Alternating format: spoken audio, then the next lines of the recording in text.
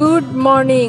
সকাল সকাল স্নান করে রেডি, কারণ আর কিছুই না, আজ রাখি, দুজন দাদা আসবে, ওইটার জন্য রেডি হয়ে গেছি।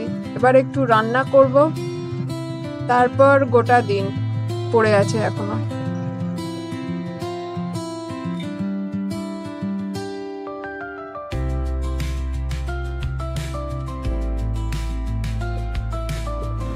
কাবুলি ছোলা আগের দিন রাত্রে ভেজানো ছিল, মা সিদ্ধ করে রেখেছে। আমি এবার রান্না করি। কড়াইতে ফার্স্টে তেল দেব, গোটা জিরে, তেজপাতা, শুকনো লঙ্কাও দেওয়া যায়, আমি দিইনি। এবার যাবে পেঁয়াজ কুচি,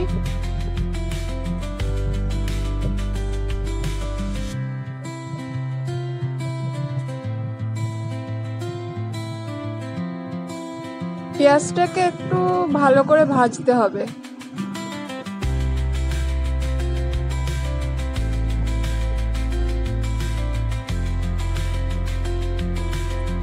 এবার রসুন আর আদা দেব।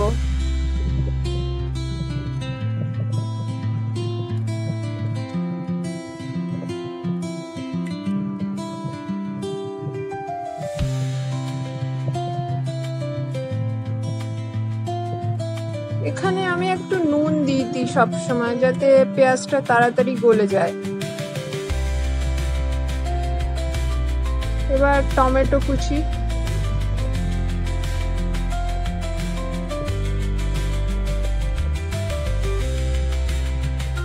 টমেটোটাকে ভালো করে গলিয়ে নিতে হবে। এবার সব মশলা যাবে, হলুদ গুঁড়ো, ধনে গুঁড়ো একটু বেশি দিই আমি,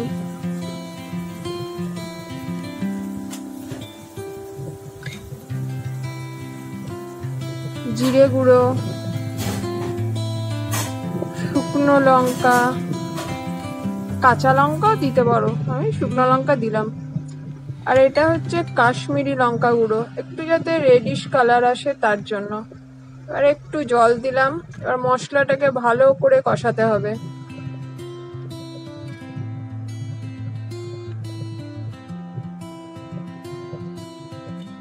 এটার জন্য একটু টাইম লাগে মশলা কষাতে, কিন্তু মশলা ঠিক মতো না কষালে একটু কাঁচা গন্ধ বেরোয়। এবার একটু টক দই দিচ্ছি, এটা নাও দেওয়া যেতে পারে, আমার কাছে ছিল আমি তাই জাস্ট দিয়ে দিলাম।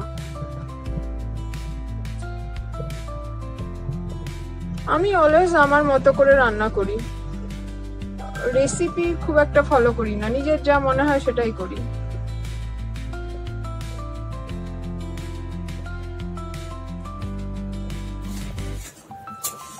দেখো কালারটা কি সুন্দর এসছে।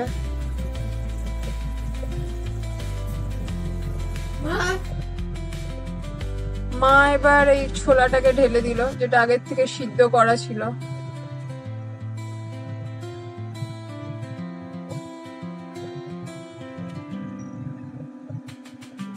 এবার এটাকে একটু ভালো করে ফুটতে দিতে হবে, আমি ঢাকা দিয়ে দিলাম, কিছুক্ষণ ফুটুক।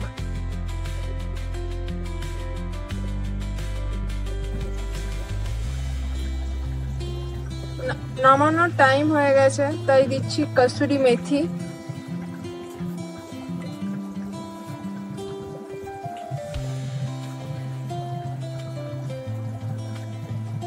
গরম মশলা গুঁড়ো।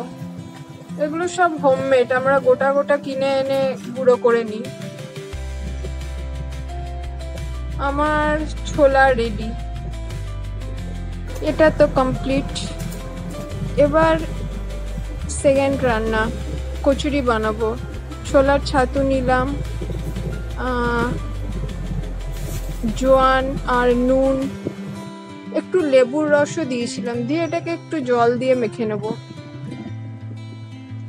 ময়দা আগের থেকে মেখে রেখেছিলাম, একটু চিনি, নুন আর সাদা তেল দিয়ে। এবার লেচি করে এটাকে পুরের মতো ভরতে হবে।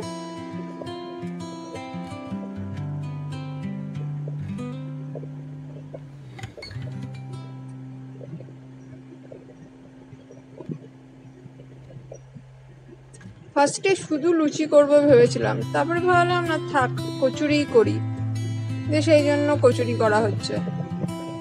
ছাতুর পুর দিয়ে কচুরি বেশ ভালোই লাগে খেতে। আমি একটু স্লো এইসব ব্যাপারে বলতে পারো, বাট আমি ফার্স্ট কাজ করতে পারি না, ধীরে ধীরেই কাজ করি।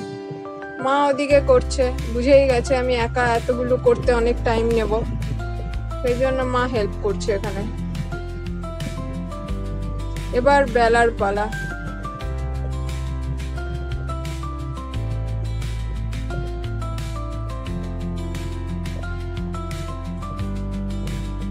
মা ঝটঝট ঝটঝট বেলে নেয়, কি সুন্দর গোল গোল। আমি পারি না, আমি আস্তে আস্তেই করি। বেশি তাড়াহুড়ো করতে গেলে দেখেছি সেটা ওই বাংলাদেশের বর্ডার, ইন্ডিয়ার বর্ডার, আমেরিকার বর্ডার হয়ে যায়।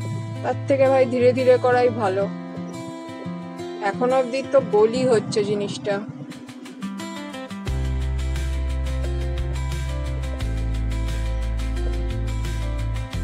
দেখেও শান্তি যে গোল হচ্ছে। হ্যাঁ, মানে মোটামুটি আমি গোলই করতে পারি, যে তাড়াহুড়ো করলে হয় না। মা এখানে ভাজা শুরু করে দিয়েছে কচুরি। চলো, ফুলে তো উঠছে অ্যাটলিস্ট। আমার লুচি বা কচুরি যদি না ফোলে না খুব রাগ ওঠে। মানে ফুলকো ফুলকো লুচি, ফুলকো ফুলকো কচুরি, এগুলোই হতে হবে, নাহলে ভালো লাগে নাকি কখনো।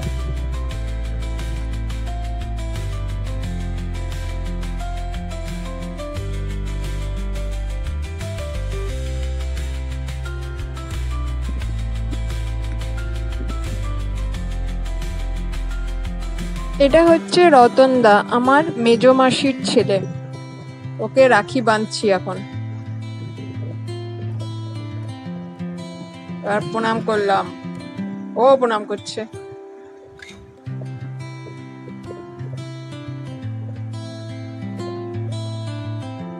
ওকে খাবারটা দিলাম, ও খাক এবার। আর ইনি হচ্ছেন রঞ্জিত দা।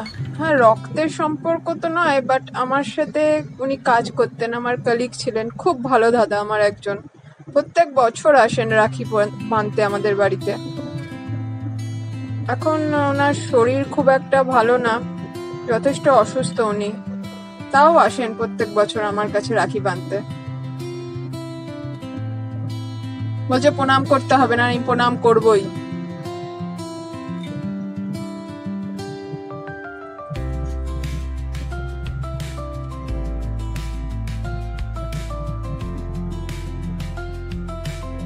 আমার জন্য চকলেট নিয়ে এসছে, প্রত্যেক বছর নিয়ে আছে, মিষ্টিও এনেছে।